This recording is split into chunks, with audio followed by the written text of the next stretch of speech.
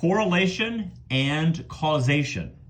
Our objective: explain the difference between correlation and causation. All right. Correlation, does one thing correlate to another? Causation, does one thing cause another? Are two things related, correlation, or does one cause the other? There is a statistics principle. Association that shows a relationship does not imply causation. Okay? Just because two things have a relationship to one another does not mean that one causes the other. Proving causality, that one thing causes another, is very difficult to do. Okay, so what's that all about?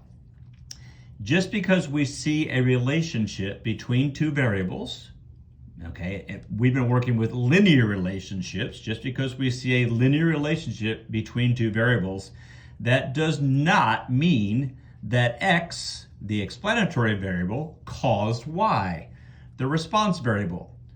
Two variables can be correlated, they can have a relationship, and that relationship could be caused by what's called a lurking variable, a variable that is related to both the explanatory variable and the response variable.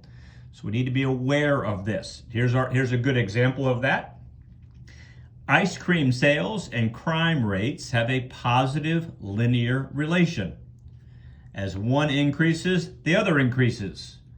As ice cream sales go up, okay, crime rates go up. They're related. Well, we could come up with an R value, and the R value is probably a reasonably strong positive. So we could say that as ice cream sales increase, crime rates increase. However, this does not mean that an increase in ice cream sales causes crime rates to go up. Why? Because there's a lurking variable that affects and that causes both. And that lurking variable is air temperature, summertime. Okay? As air temperature increases, as we get into spring and then summer, both ice cream sales and crime rates increase. So be very careful about, you have a relationship, that does not mean that one thing causes the other. There's just a relationship there, and proving causality is very difficult to do.